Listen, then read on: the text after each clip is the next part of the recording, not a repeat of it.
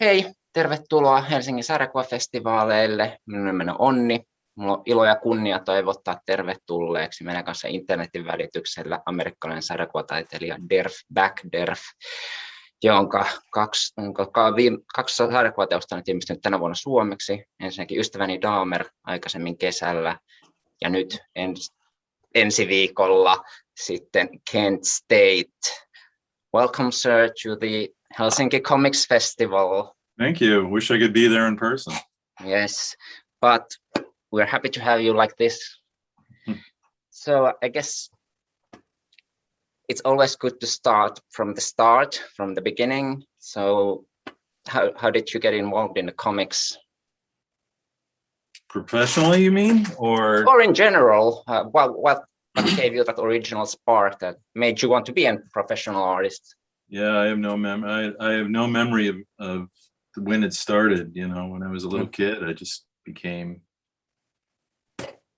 hypnotized by comics for some reason, and that was it. Life over. So ever since then, I've been making comics. I've always made comics. So how did that leap from the just enthusiasm to the art form? Well, I first got published. Right, I first got published in at university. I was in the university newspaper, so I was doing cartoons there, and then straight into being a professional after that. So pretty early on, yeah. So you started as a cartoonist before you started to work with comics? Yeah, I did political cartoons at first. I have no idea why. I just kind of fell into it. And then I did that for a couple of years and then got tired of it. And then I did a comic strip for many years in the US in these strange hipster papers that they were all over the country. They no longer exist, but they had a lot of great comics. All of us started there, really. People like Chris Ware and Charles Burns and oh gosh, who else? Just pretty much all of the big name cartoonists now started in these papers. And so it was a great place to really showcase your work. So when did you decide that you wanted to make graphic novels? Probably before there actually were graphic novels, I was already thinking about it. So in the 90s, I started to experiment with longer stories, and I had this, kind of vision of doing these books, but nobody was doing them at that point, or very few people were doing them. So I had to wait for the business to kind of catch up with what I was thinking of.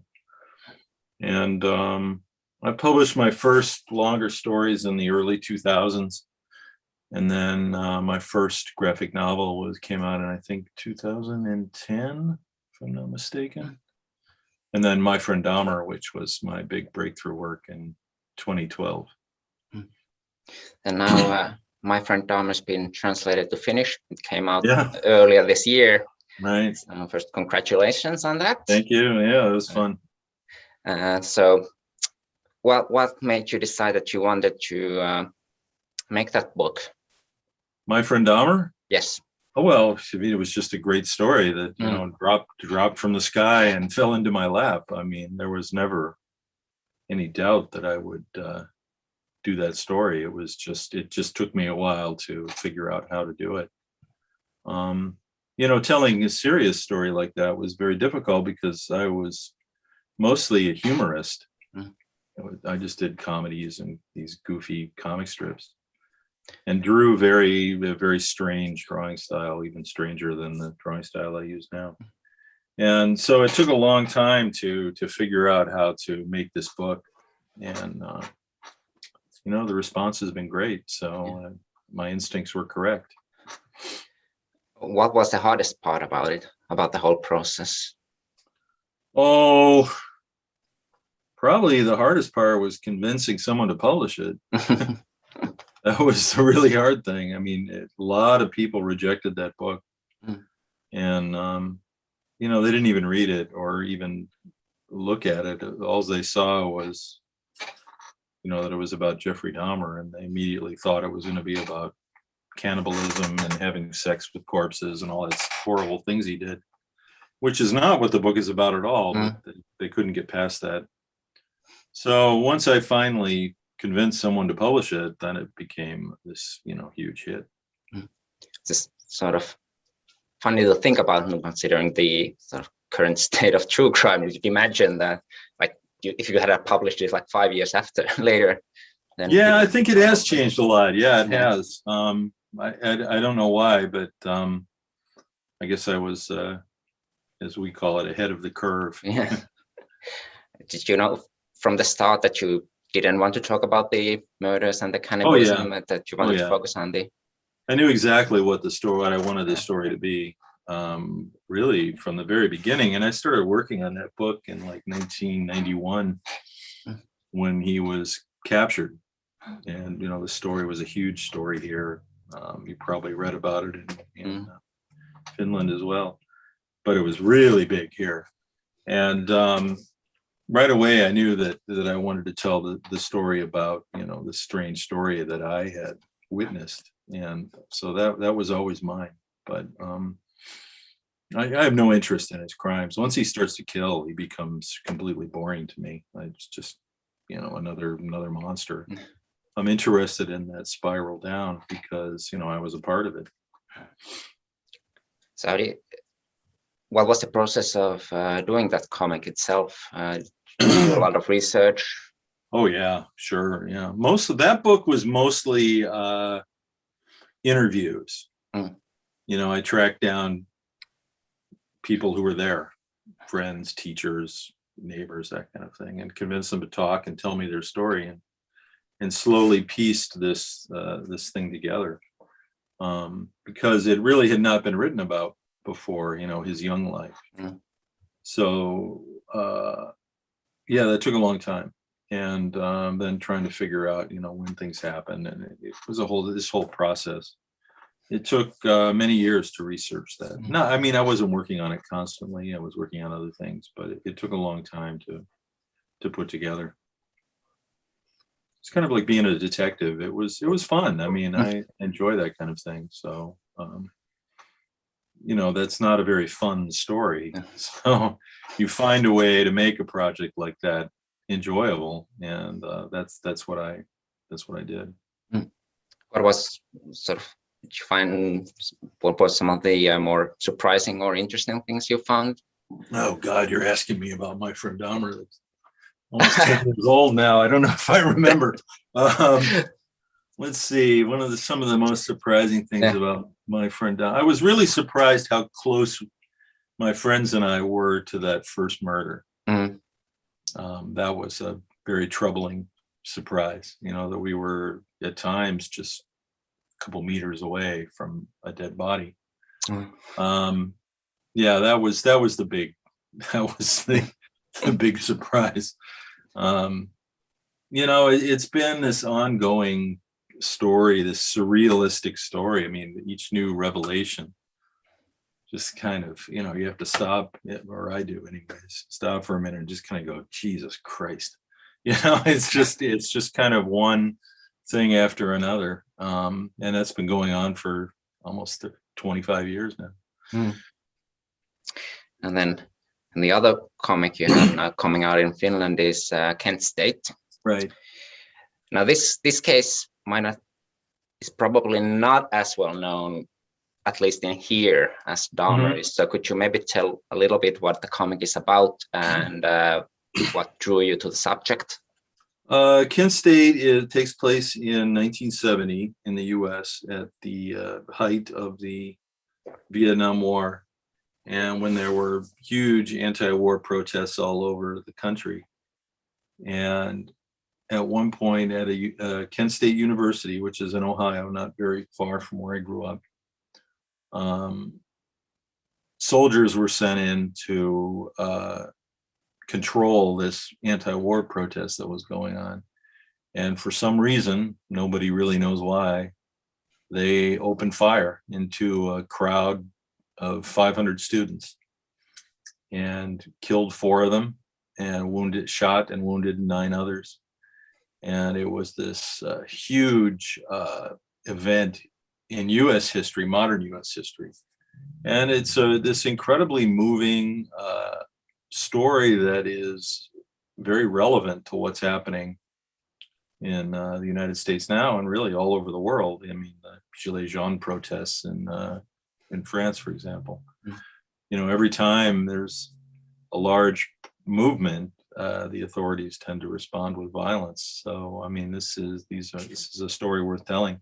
My connection to it is that I grew up near the university. I remember it. I was a little kid. I mean, I wasn't part of that generation, but it really affected me. And it's always a story that I've been interested in for many, many years and kind of followed it over the years. And I just thought it would make a great story, a very moving story. And I think I was right on that. So that's why I spent 4 years making the book. I imagine the process itself was rather different from Dahmer. Yeah. One was very personal to you, and the other one was more general. And as you said, it right. Yeah, I wasn't a part of the story. So, yeah. My friend Dahmer was memoir.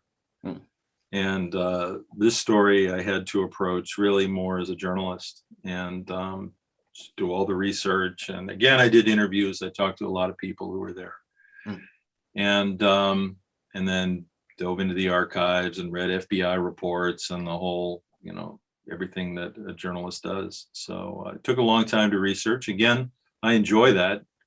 So again, it is like being a detective. And there were a lot of lies that came along with the massacre because, the authorities were trying to escape responsibility. And did.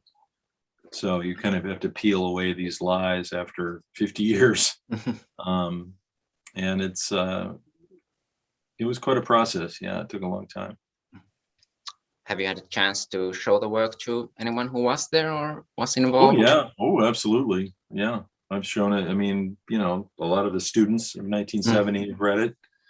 And some of the guards and some of the soldiers have read it too.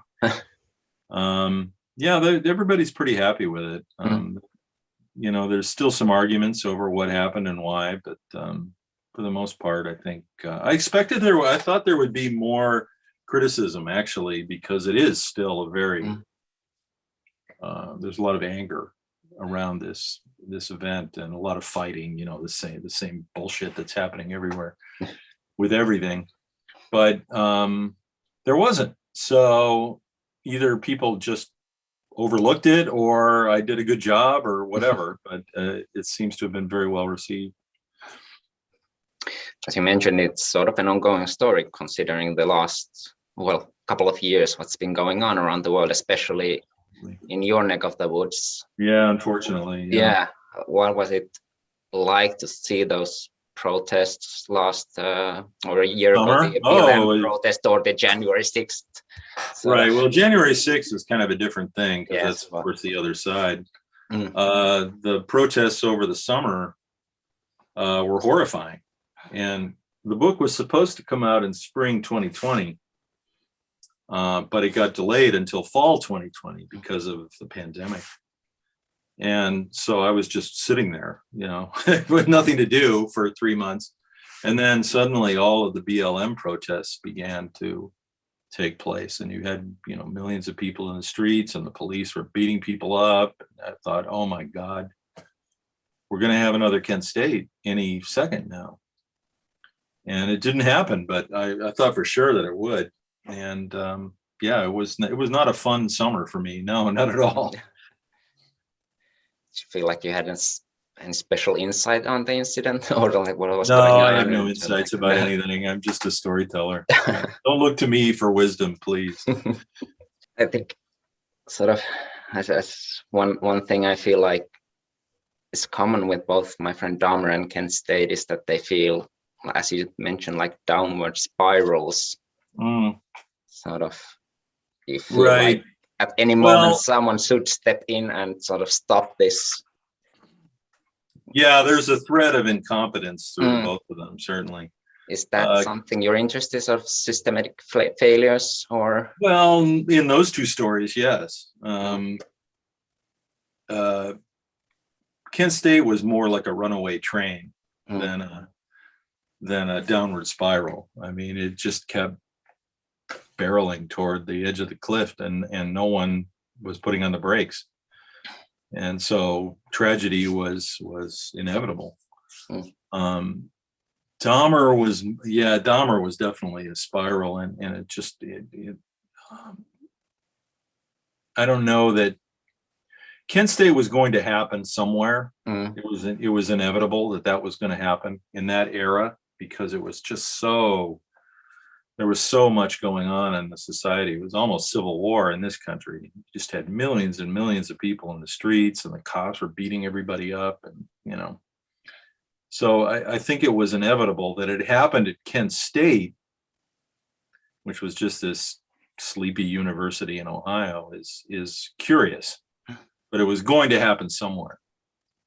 Dahmer is just a story of missed opportunities. It's just people being lazy or incompetent or whatever, that they let this kid just kind of fall off the cliff edge. So they're different things, but the end result is a pile of bodies in both cases. Do you think we've learned anything from those incidences? No. Nope. Okay. Not at all. The only thing we've learned from the one thing we learned from Kent State was, particularly in this country, but really everywhere, certainly in Europe, the police and the authorities have spent billions and billions of dollars or euros developing and making these crowd control weapons that don't kill. So, they have body armor, they have these shields, they have all these different gases, they have sound cannons, they have heat guns, you name it. They didn't have any of that in 1970. And that is a direct result of, I think, certainly in this country, a direct result of Kent State, so that they don't have to kill. If they kill, it's a mistake. But back in 1970, they didn't have, all they had was guns and bayonets. So they were really horribly equipped. And it's a depressing thought that instead of, spending all that time and money solving the problems that led to protests, they instead decide to find, more effective ways of crushing protests. That's thoroughly depressing, but that's America.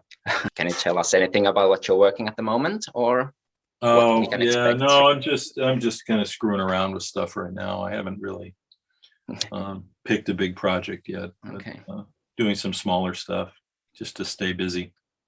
I also have got a question from the audience.